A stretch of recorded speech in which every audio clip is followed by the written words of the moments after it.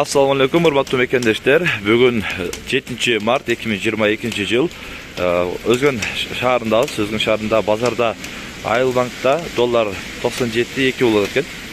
100 доллар сатсаңыздар 9720 сом болот экен.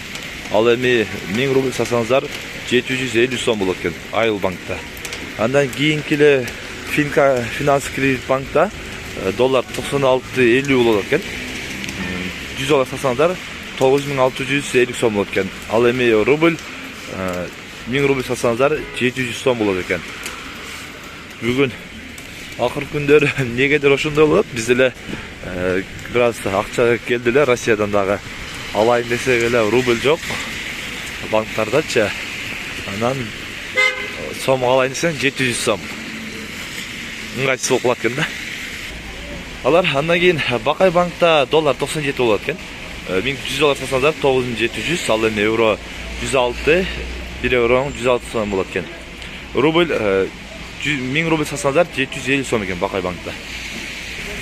Алар андан кийин Доскойлар банкта доллар 97, 100 доллар сатсаңыздар 9700, ал эми рубль 0800 экен. Ошондо 1000 рубль сатсаңыздар 800 сом болот экен.